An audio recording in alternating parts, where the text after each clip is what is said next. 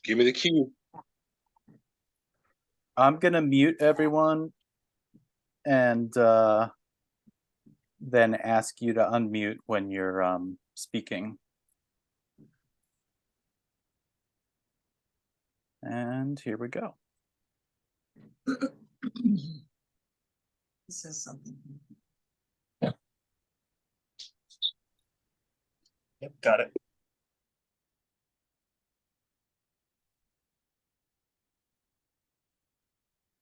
All right.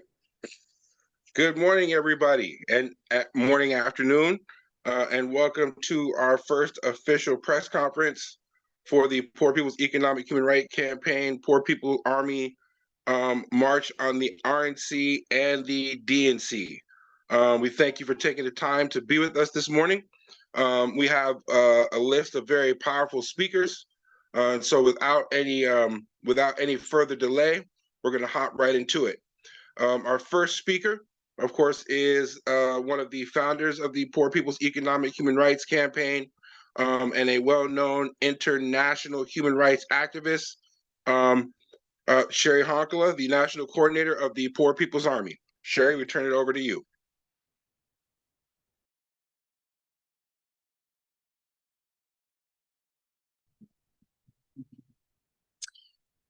Today we are here to announce the Poor People's Army March with the Second Rainbow Coalition.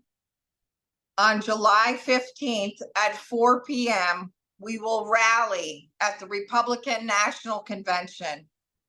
And then again on August 19th in Chicago, we will rally at the Democratic National Convention headquarters. We have organized since the early 2000s, the largest marches during both the Republican and the Democratic National Convention. This one will sure to be historic. We are here today because we are disgusted. We are disgusted at the money being spent on war and to kill people from Kensington to Palestine. Billions and billions of dollars are being spent all over the world on war and killing men, women, and children, while homeless men, women, and children die each and every day in this country.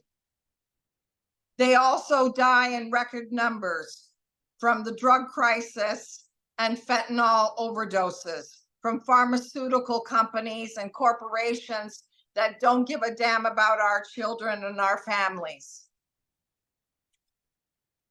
People are suffering from the reservations to the barrios, to the farms, to the housing projects, from Appalachia to the Black Belt, the Rust Belt, North, South, East, Midwest, and West.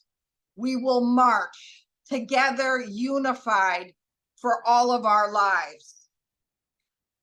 We will demand no more killing of our children at the hands of police. We will demand a human right to housing, to health care, to a better life for all of us. We will demand a future for our youth, the elderly who have just been thrown aside, the disabled, and the immigrants who are left on the border to die. We will march and rally. We will call for an end to all forms of violence, gun violence to the violence of hunger. We will call for an end to being climate refugees. We are the ones that are living on the bottom, that fight each and every day, no matter where we live in this country, for a better life for ourselves and for our children. We see that we are being replaced by electronics and technology and artificial intelligence. And we are sick and tired of it. And we are getting organized and we are coming for the top. Join us, brothers and sisters, on July 15th at 4 p.m. in Milwaukee, as we rally against the Republican National Convention. and go through the front doors and issue a citizen's arrest for crimes against humanity. And then again, join us as we rally on August 19th at 4 p.m. and give the Democrats a citizen's arrest for crimes against humanity. We will be marching in between July 15th and August 19th for 2 weeks. During those 2 weeks, from Milwaukee to Chicago, we will be collecting these crimes and holding our own hearings and hearing about these crimes against humanity. Join us as we gather your story and tell your story and hold both the Republican and the Democratic Party responsible for the horrendous deaths and the lack of future and the lack of a future we have for our children. And as we demand another world and another US because it's necessary, join us and we will make sure that they are held accountable for these crimes that are happening to our families. Thank you.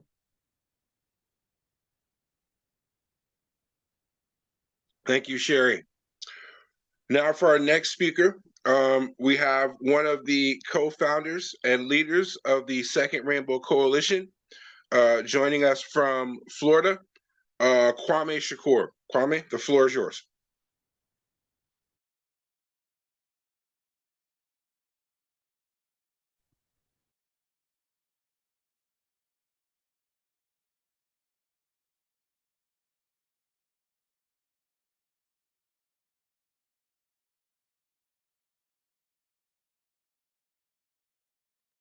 Try again. Thank you. Okay. Yes, I'm Kwame Shakur. I'm one of the founding members of the co-founding members of the Second Rainbow Coalition when we founded this back in May 14, 2021. Now I'm the Second Rainbow Coalition advisor with the trifecta leadership of Lobo and Alyssa. They're the chairs of the Second Rainbow Coalition. I'm going to start off by reading a part of the statement of unity for the Second Rainbow Coalition. I'm going to read 2 different paragraphs. It says, the working people of the world of every ethnicity or nationality face a common enemy that is destroying life on Earth. Our enemy is a small ruling class of property owners controlling most of the world's wealth and resources. We must have our basic needs met to live a good and meaningful life: food, shelter, healthcare, education, freedom from oppression by the state, and peace with other nations. To obtain these essential things for life, we must have power to see to it that the abundance that is available is shared equitably. The last paragraph within the actual statement of unity reads this: history has bestowed upon our generation a common class mission to fulfill. The representatives of the capitalist imperialist ruling class, represented by the Democratic Party and Republican Party, cannot liberate us. It is their class intention and interest to uphold our common class oppression.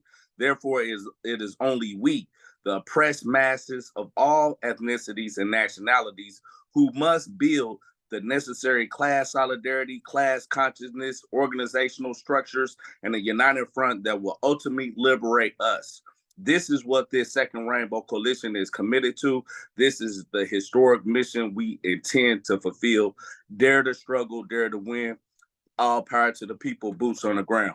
Every organization that joined the Second Rainbow Coalition signed on to this statement of unity for the Second Rainbow Coalition. So when we march on the DNC and the RNC, this is part of what we signed up to be doing for our generation. Franz Fanon once said in The Wretched of the Earth, he said, every generation out of relative obscurity must discover its mission, fulfill it or betray it. And once we become conscious that this capitalist imperialist system is the problem to climate change, to racism, to patriarchy, to wars of imperialism, and all the different things that divide humanity and put us in the conditions that we are in today, it becomes our historical mission to come and unite our class, the people at the bottom, as the poor people always talk, poor people's army always talk about. We don't come from the left, the Democratic Party. We don't come from the right, the Republican Party. We come from the bottom. You dig what I'm saying? The oppress of all nationalities, not only just in the United States, but around the world, because we're on a global plantation. You dig what I'm saying? And we're coming for those ones at the top. You dig what I'm saying? These are the ones that's oppressing all the people around the world. So when we march on the DNC and the RNC, we are explaining to the people we are the power of the people. The Haitian Revolution was a revolution of slaves, and they defeated Napoleon's army. They defeated the Spanish Empire. They drove out the British Empire and the Americans, and then freed the slaves in the Caribbean and in South America. If you telling us that we can't do that today, and slaves was able to defeat 4 empires and drive them off their land, and then free the slaves around the Caribbean and South America, then hey, you don't know your power.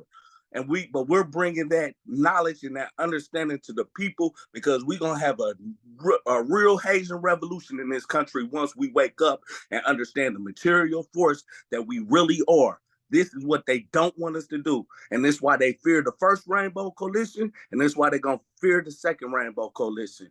All power to the people. Thank you, Brother Kwame. Now for our next speaker, she's part of the Poor People's Army, based currently out of Florida. Please welcome Tara Colon. Tara, the floor is yours. Good morning, and one of the co-founders of PPERC and a member of the Kensington Welfare Rights Union. I'm Tara. I've been a part of this movement, anti-poverty movement in the United States since I was about 18, which is a lot of years.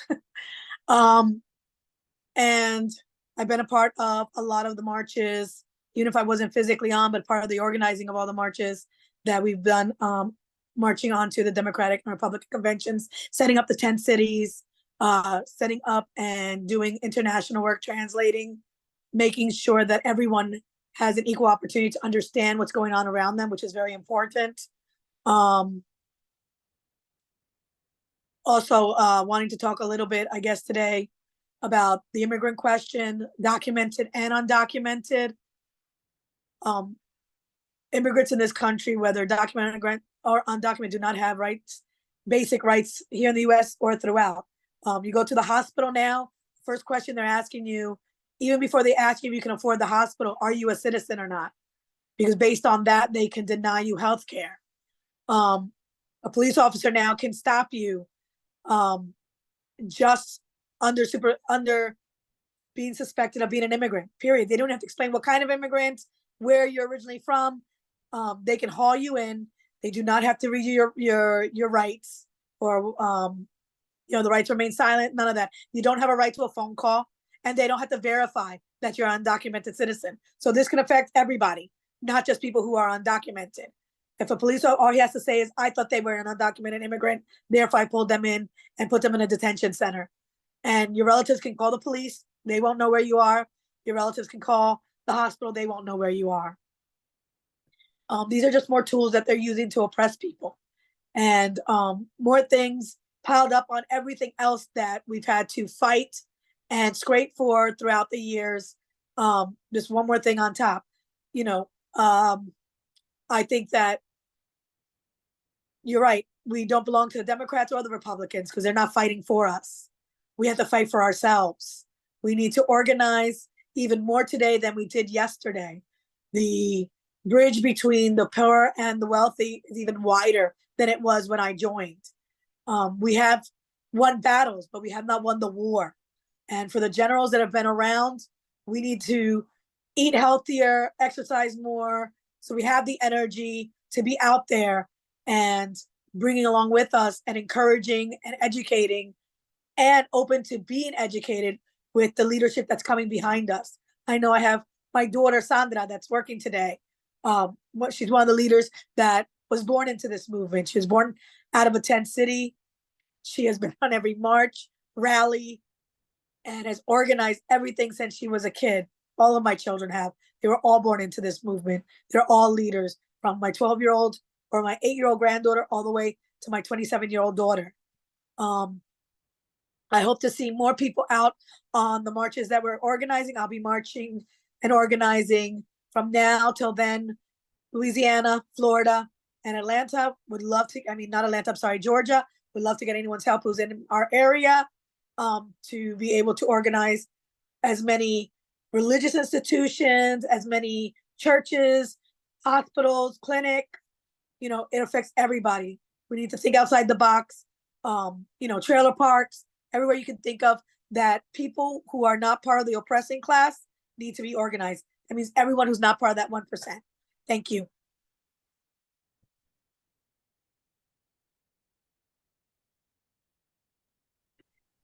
Thank you, Tara. And now we have a speaker represented from the Young Lords, Boots on the Ground in Chicago. I believe that we have Brother Paul on the line with us. Paul, are you with us?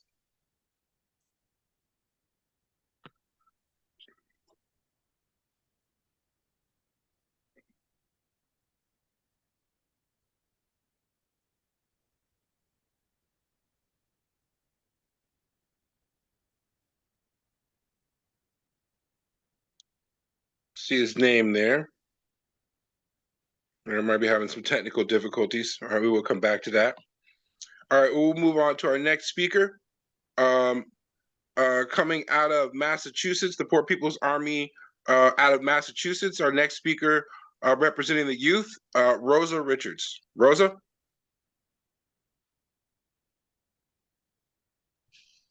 Hi, I'm Rosa Richards. I was born in Massachusetts. I was born into Poor People's Army movement, and I'm the youngest of 7. I've marched in many of these marches since I was in my mom's belly. It's really important because there's kids starving out there or dying, families, and poverty. It's crazy out there. It's kids sitting out there, people who need help living, and it's really important to go because it supports us and what we do and changes. It gets a better life for all of us. I've met many people and have seen how difficult it is for families who have medical, emotional, mental health diagnosis or a disability diagnosis to receive the necessary services when they are needed. I will be participating in Poor People and People March because our lives are important, and I'm fighting for our economic human rights. Thank you.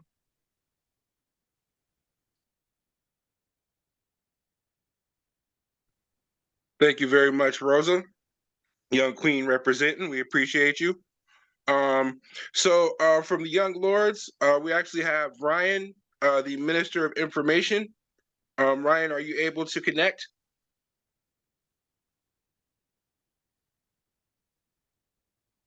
Hi, everybody. Yeah, peace. I'm here. Excellent, you're up. Cool. Today we were asked to speak to why this is an international issue and to speak on the migrant issue with Chicago. Us and the Young Lords feel like this is an international issue because as revolutionaries living in the belly of the beast, we understand that it's our responsibility to the people of the world to develop revolution in our own country and to stand with those waging revolution in their countries. In the past 18 months, it's been over 19,000 migrants that have arrived in Chicago due to America's war on those who are deemed to be less than. America is responsible for countless unjust wars and atrocities throughout the entire globe, from Palestine to Puerto Rico to Chicago. The victims have always been the people, and people can only withstand so much before they rise up and demand power. So this is an international issue because the divide and conquer tactics that have destroyed all over the world are present in our own city, in our own country, and they are trying to threaten the revolutionary force that we're developing. So in the words of Fred Hampton, we say that this solidarity is an international struggle and that we need to have international solidarity. Thank you. Thank you very much, Brother Ryan. Our next speaker comes to us from Alabama. He's the founder of the North Alabama School for Organizers. He is also a well-known and well-respected author. Hi, Thurman. Hi, the floor is yours. Okay, thank you. Can you guys hear me okay?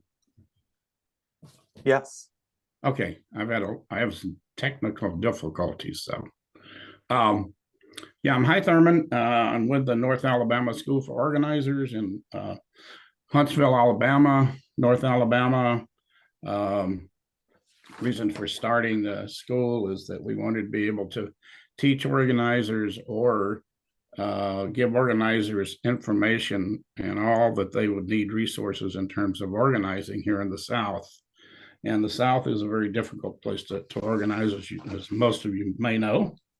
But I just want to talk today about a little bit of what it's sort of the legacy, one of the legacies of the original Rainbow Coalition and the Young Patriot Organization, which I was the co-founder of back in the 60s. And I want to talk a little bit about the South and how, you know, and how migration fits into that. This will be through a traveling exhibit that I'm putting together now, but it says by the 1950s and 1960s, mechanization of the coal mines led to the loss of over 250,000 coal mine jobs. Combined with the technological change was depression in the local, sorry, can't see this here. Okay, as other types of energy was introduced, many people were put down in poverty in the coal mines, the agricultural areas, and had to migrate to other cities like Chicago and Philadelphia and Cincinnati. And there were over a million people that left the South during then, and they're still leaving.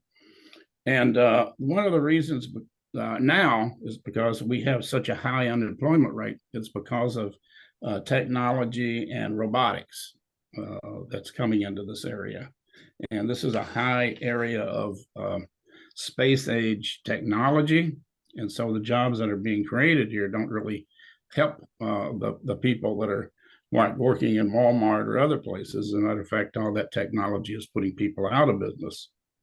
So it just seems like we're fighting the same battle that we've been fighting for 50, 60 years now, but we're not giving up. And you know, the capitalist system is going to take advantage of everybody that they can.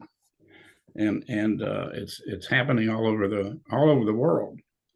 And I think what we do is we follow the 11-point program with the original Young Patriots back in the 60s.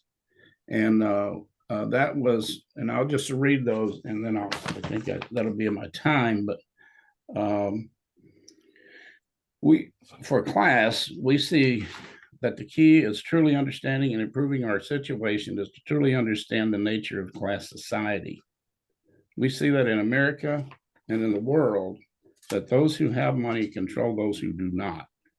We feel that the wealth of the world should be shared equally among all people. The workers who are the masses of people produce the world wealth and they should control it. We see that our allies and all are those who have nothing, and our enemies are those who have too much. We believe in welfare of all the people. We believe that all people are entitled to adequate housing, food, clothing, shelter, medical care. We believe that businesses should not make a profit on the things that we need to survive. We demand decent and adequate housing at a low cost for poor people. We demand that mothers who want to raise their children in their own home be paid for their vital work. Pigs and pig power structure. We demand the end to pigs murdering and brutalizing our people. The pigs are the tool of the rich man. The pigs are in our community to protect the property of the robber baron landlords. Schools and education. We understand that the main purpose of the educational system as it now stands is to make people fit smoothly into the capitalist society. We understand that the children of poor people are trained to be poor people. The children of factory workers are trained to work as factories workers. The children of rich people are trained to take their parents' places. The schools are run like prisons because society is a prison. We demand that all people have the opportunity to develop their abilities. Unions. The idea of unions was a good thing, but we still know that the majority of Americans work long hours under the conditions and poor wages and never have nothing to show for it. We demand an end to discrimination on jobs and in the union. Men and women of all races should get equal wages and better working conditions. Unions claim to represent their members, but actually they represent union officials and sell their membership down the river. Sellout unions must be destroyed. Therefore, we support the right of workers to organize outside of the union. We realize that real change in the country will not happen until people control their factories. When the workers control their factories, they have no need for union representatives to bargain for their company.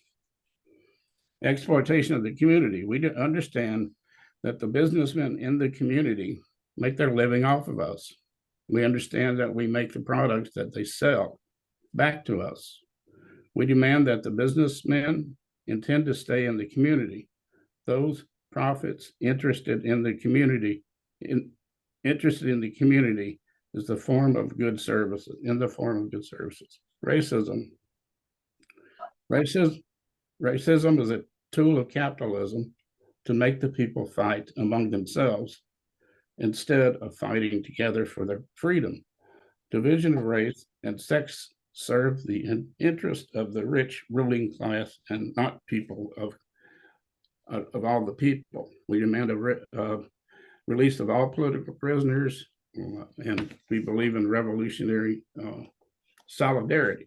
These are the 11-point program of the Young Patriots that we've been fighting for years. And we demand, we no longer are going to sit back and watch these, these politicians, destroying our community like they're actually destroying Washington, D.C. right now, which is a laugh. But we demand equality, and we demand control of our own communities. We demand the same thing that the Black Panthers and the Young Lords were demanding back in the 60s, and we must continue our fight. And power to the revolutionaries. Thank you, Brother High.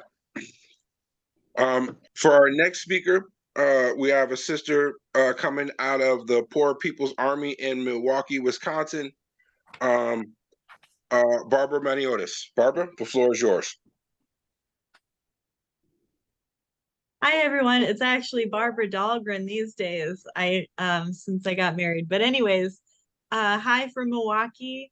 I just wanted to talk a little bit about my adopted homeland of Milwaukee. I've been living here most of my life now.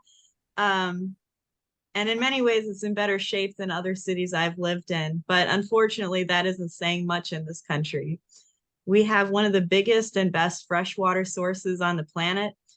So it's a massive shame that over 70,000 Milwaukeeans and thousands more in the suburbs are drinking through leaded straws, or lead pipes, because a mayor 120 years ago that was invested in the lead mines decided that water pipes needed to be made of extra strength lead, and the city still won't take responsibility. This is a major health threat for thousands of our babies and their developing brains. And all of our politicians are aware of this. Our land provided tons of Cream City brick that initially built up this city. And there are new luxury developments that are going up all the time that are subsidized by tax incremental funding and other grants. Yet our street angels reported having 60 regular street outreach stops per night and 500 individual cases last year. We have a county phone number for shelter assistance, but it has long hold times. And obviously the people who are seeking this kind of help may not even have their own phone. So that's another issue. About half of all food is wasted in this country, but Wisconsin relies on giant nonprofits like Feeding America and Hunger Task Force to feed tens of thousands of families every year. These nonprofits purchase a portion of the food that would be wasted, ironically, from some of the corporations and their associated foundations to feed people who otherwise couldn't afford their products. According to Feeding America's Eastern Wisconsin branch, there were 30,000 families at their food pantries last year. And that's only the people that actually came in and that they caught that had some assistance at all.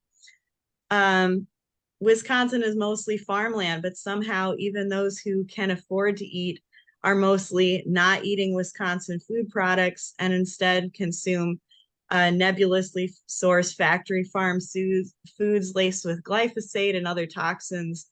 So we're not food secure and have poor health because of it, because of the food sources. Our politicians can easily find the statistics that I just talked about. They can understand how well their own policies are working out, which is not at all. But either they choose to stay oblivious or they know and they pass the buck. Our Republican majority legislature passes the buck to the Democratic majority cities or governor's office or President Biden.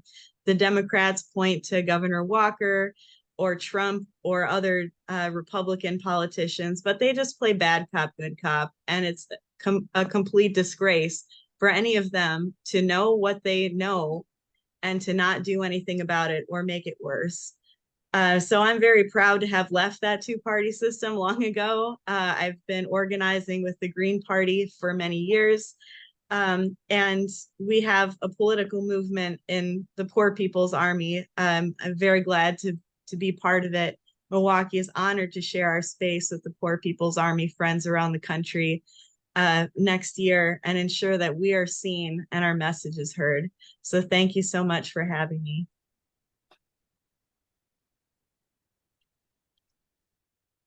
Thank you, Sister Barbara. Our next speaker is a member of the faith community and a founder of the Church of the Overcomer from Philadelphia, Pennsylvania. We welcome Pastor Keith Collins. Pastor Keith. Can everyone hear me? Yes. Can you hear me, Shamako? Thank you. Thank you for allowing me to share on this great platform. I want to begin by saying that we speak today in the tradition of Reverend Dr. Jeremiah Wright. We speak in the tradition of Queen Nanny of the Maroons of the Caribbean, of Jamaica, in the tradition of Denmark Vesey, in the tradition of Malcolm X, Dr. Martin Luther King, Ella Baker, and Fannie Lou Hamer. America is a settler colonial state, which we are aware of. America is praised and America is revered around the world. But when you are a faith practitioner that is practicing liberation theology, we must go beyond the facade of America and delve deeper into the heart of America. In many ways, America is like the rich young ruler in the Gospel of Matthew, chapter 10. We are a young, prosperous nation. We're dedicated, and we have a form of godliness, but we're steeped in self-serving platitudes. America is like this rich young man in the scriptures. He was prideful, he was used to being complimented, and he was successful. And America is used to being complimented around the world, even by the clergy who should have a higher standard and a higher calling. Oftentimes we say we speak truth to power, and we neglect the fact to understand that the power is in the people. And it's the clergy's job to mobilize the people, to empower the people, to instill in them the spirit of liberation and not the spirit of the colonizer. We have become well adjusted to injustice. We have turned a blind eye and a deaf ear to those that are racialized, oppressed, and poor in this nation and around the world. We've literally colonized Christ, gentrified Jesus, and we have substituted Constantinian Christianity of conquest and war for the Prince of Peace. We continue to drop bombs in Ukraine, Syria, Yemen, and now in Gaza. But those bombs don't just land in those faraway places. They land in the hood, they land in the barrio, they land in Appalachia, they land among all those poor, oppressed, and racialized people. And therefore, they continue the cycle of helplessness and hopelessness. Both major political parties are firmly committed to austerity, the military-industrial complex, privatization, the prison-industrial complex, and both parties are actively working to silence public dissent. We have a cop city now about to go up in Atlanta. There's much pushback, but they plan to have cop cities around the nation in every major urban area. So we must act now. Malcolm X told us a generation ago that the government has betrayed us. Dr. Martin Luther King told us, Van Lou Hamer, and many other men and women that were in this liberation struggle. These political parties, both major parties, Democrat and Republican, are beyond redemption. We must chart a new course of independent and third-party politics if we are to seek justice. We must move away from the philanthropic model, the charity model, and we must move into solidarity. And as a faith practitioner, I stand firmly with the Poor People's Economic Human Rights Campaign in solidarity for liberation for all racialized, oppressed, and poor people. Thank you.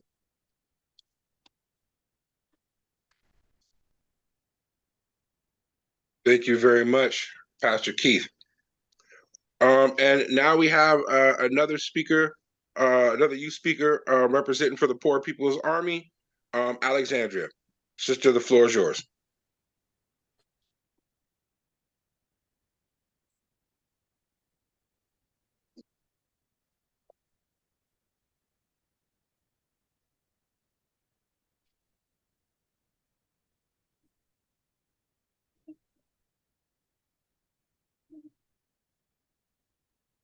Alexandria, are you able to get on?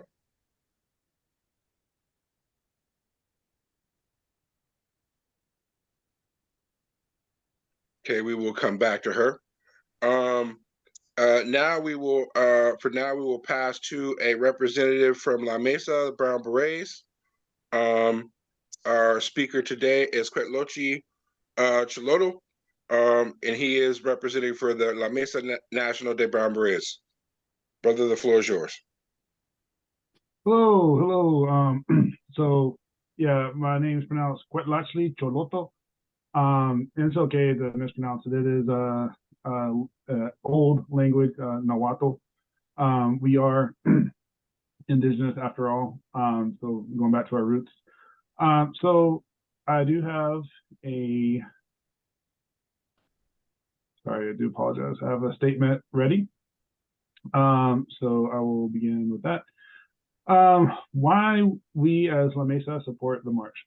As La Mesa, we recognize the importance of working with all coalitions and resistance to having our human rights protected. We recognize that the current system in place is unsustainable and does not have the best interests or intentions when it comes to the people. As a people, as an indigenous people who are always on the end of the short end of the stick and often overlooked, we will stand as a unit together with our fellow brothers and sisters for what is right and beneficial for the people. And so what is our position regarding the Republican Democrat Party? We do not support either. We are anti-capitalism. These parties only want to further profit over people. This constitutes keeping the rich people rich and the poor people poor by keeping the people preoccupied with fighting against each other. Men versus women, racism, gay versus straight, trans versus cis, religious persecution, etc. When we are consumed with the efforts of fighting against one another instead of uniting, we do not notice how society keeps getting harder to survive in while the rich profits off our collective suffering. So who is La Mesa and what are we about? La Mesa is a Chicano-Chicana grassroots coalition of Brown Berets across the nation, focused on both local and national issues that affect our people on Turtle Island. The Brown Berets are a group of Chicano revolutionaries that observe, serve, and protect our indigenous gente. We are focused as well on bringing the eagle and condor together. For those who are unaware what that is, they represent the indigenous peoples north for the eagle and south for the condor, the imaginary border that is imposed on us. We do not recognize the terms Hispanic or Latino, as they are terms the colonizer has coined in order to divide us from our Native American brothers and sisters, as we are all indigenous on this land called Turtle Island. And furthermore, actually give me one moment, I do apologize, I have this other part over here. So,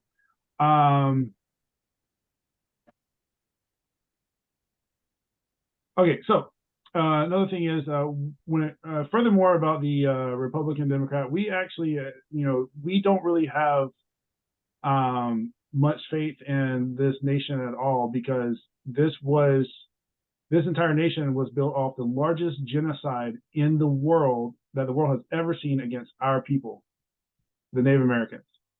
And it's still continuing with the death and missing indigenous women, men, and children that are still being kept in concentration camps at the border. We do not have faith in this currently installed government, but we do have faith in all the people who want to see oppression ended. We want to unite with everybody. All power to all people.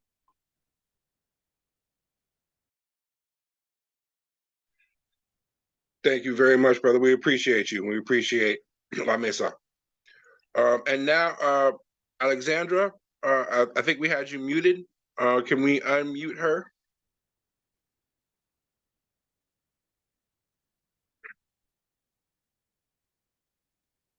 Try unmuting now, Alex.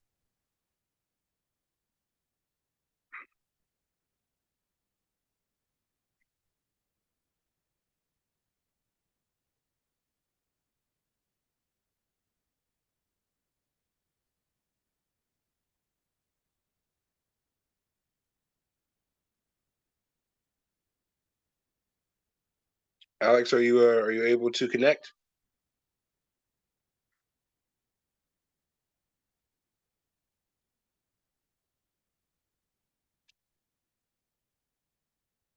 Okay. All right. So we're going to move on to our next speaker. We'll come back to Alex. Our next speaker comes to us out of the Bay Area. She's a founder of Poor Magazine and a comrade from back in the day. Tiny, would you like to say a few words? Hold on, relatives. I'm just really quickly, give me 1 second, okay? I'm here. Yeah, okay, here I am. First of all power to the people. And do we see that houseless mom and daughter sleeping in a tent? That's because we don't got money for the rent. I'm a poverty scholar, that houseless mom and that houseless daughter, all those people they don't want to see, never want to be, look away from. What you want to do? Frisco, Oakland, Berkeley, Lenape, Uchin, Tongva, arrest we're in your city. Yeah, I'm blessed to be here with y'all. Really quickly, I just want to say Poor People's Army forever, for life, por vida.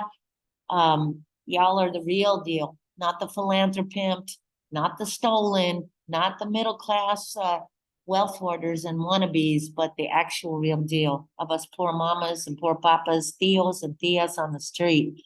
Out here in Uchin, Oakland, occupied Uchin, we're dealing with violent sweeps of our bodies. I'm specifically talking about our houseless relatives. Us poor and houseless people here have built home fullness, a homeless people solution to homelessness. And we're trying to share that medicine with folks in Tongva, LA, and back east as well, as we'd love to share with, we have been sharing with y'all. That said, it's definitely the war on the poor rages on. And specifically, the way that's playing out in Califas in California is the politrickster in charge, the so-called governor, has passed a legislation, as I call it, to make it basically illegal to resist their bullshit crumbs. If we're houseless on the street and we don't take their, tiny tombs, as I call them, or their non-profiteer solutions, they can force treatment on us. It's an extremely terrifying thing. And I want to point out to relatives that that's the way these politricksters are working. That's what I call them. And so glad that y'all are marching on the politricksters, both the Republicrats and the Democrats, because we know that they the same man, no matter what color hat they wear. And right now, I think the crucial part is also to lift up self-determination, to recognize that there is power in the people, that we can build our own. That's what we're doing. And that as we fight, we also have to hold ourselves and recognize that we can build. So I just want to lift that solution up. And as I often say, change won't come from a savior, a pimp, or an institution. Change will only come from a poor people-led revolution. All love, all power. Thank you, relatives. Thank you, Sister Tiny. We appreciate you. Oh. All right. Representing our brothers and sisters in labor, we have Brother Paul Grubb. Brother Paul, are you prepared to speak?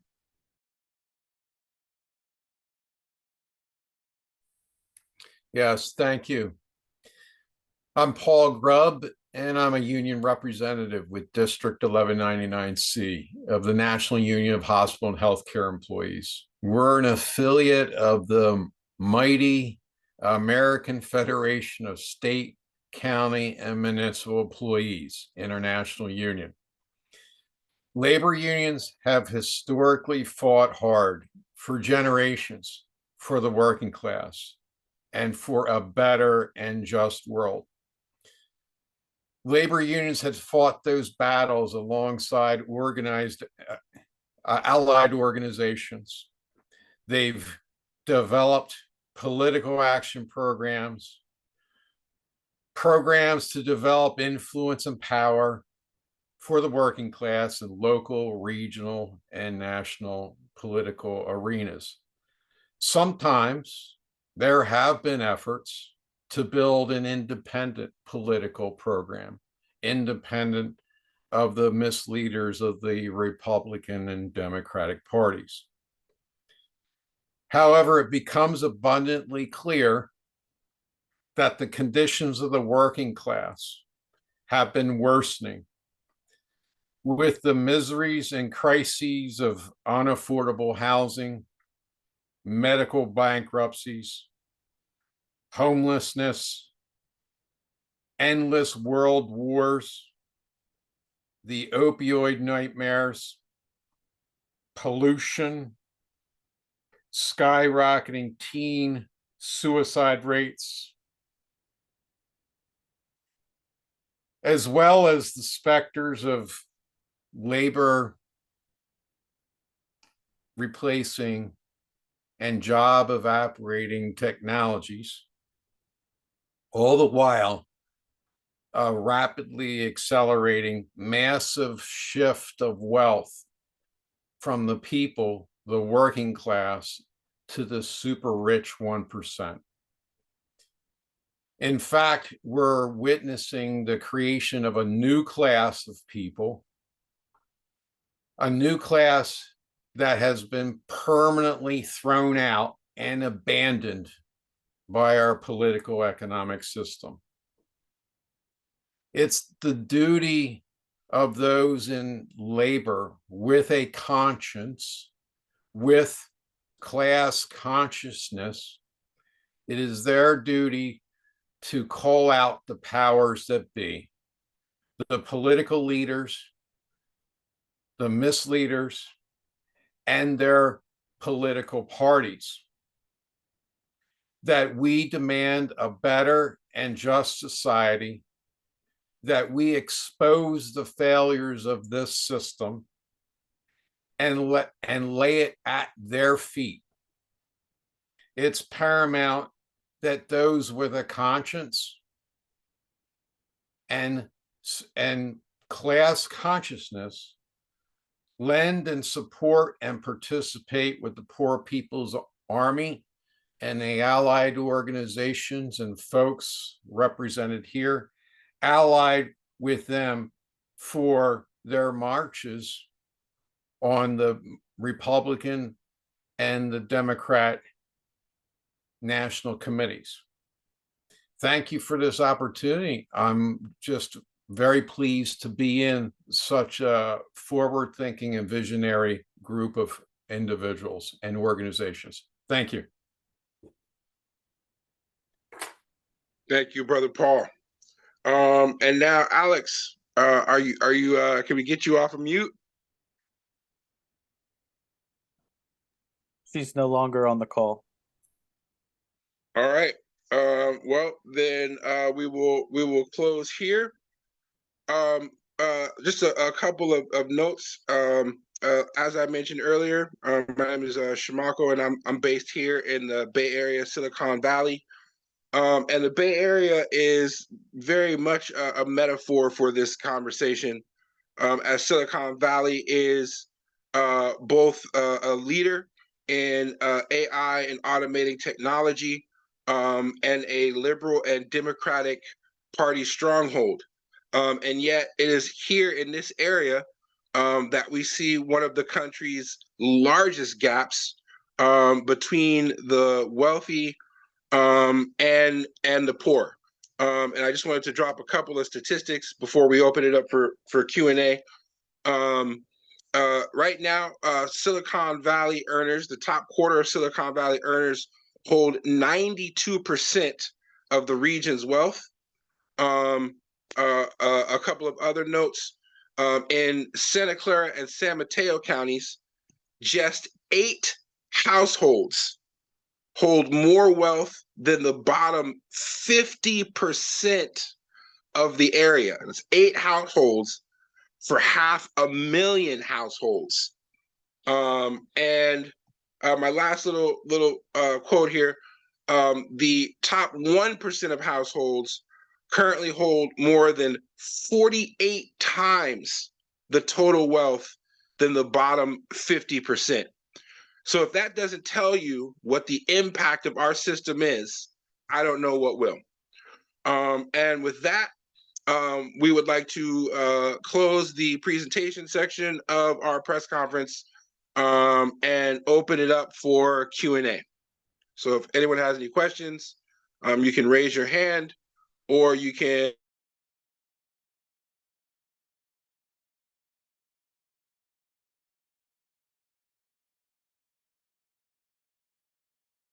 Shamako, you're muted again.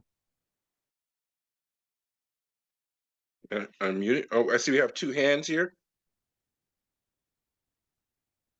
Margaret Kimberly. Margaret, we're going to call on you. Thank you very much. This is Margaret Kimberly from Black Agenda Report. Could you please remind me of the dates and the locations of the 2 conventions, the Democratic and Republican conventions in 2024? Oh, there you go. July 15th and August 19th. And where are they located again? The Democratic National Convention will be held in Chicago, and the Republican National Convention will be held in Milwaukee. Thank you. Thank you very much. Thank you. Brother Lobo, do you have a question? Yes, sir. Though it was kind of answered by the first person, I was going to give that information as well. I want to let you know, though, that we're looking forward to working with you guys. Wherever you need us to mobilize, we will be there. Besides these rallies that are happening, is there any other boots on the ground actions that are upcoming that we should be aware of so we can prepare ourselves to support you guys? Yeah, so Cheri, you take that. Am I off mute? So there's a whole host of various different activities that are leading up to potentially citizens' arrests on both the Republican Party leaders and the Democratic Party leaders. We're having cookouts, cultural events, liberation picnics, you name it, across the entire country, spreading the information. We're gathering caravans. And the 2 weeks in between the Milwaukee rally at the Republican National Convention, we will be marching for 90 miles. We will be pitching tents along the roadside and setting up in church parking lots, and literally putting our elected officials and other corporations and the Chamber of Commerce on trial as we march these 90 miles to the front doors of the Democratic National Convention. Like I said earlier, we've been doing these marches and have organized the largest marches since the 2000s. But this actually is a real march for our lives and for all of humanity. This is it. We're not expendable anymore. Either we make this fight, we make brothers and sisters across this country conscious of what the hell is going on, and link with our international brothers and sisters, which we're going to have representatives at the march as well. Otherwise, corporations and billionaires and the people that don't give a damn if we live or die are going to win this fight. And so this fight is for our children and the next 7 generations to come. Excellent. And just want to also let everybody know, in case they're not aware, the Brown Berets, a lot of times we function as security front line. We're the meat shields when it comes to rallies when you need security. So we also have, of course, political speakers as well, or if they're not political speakers, like not politicians, but we have people who speak on political issues as well. But you can count on us to keep everybody safe, keep our head on swivel. Let us know and we'll be there. Thank you. Thank you. Any other questions from the floor?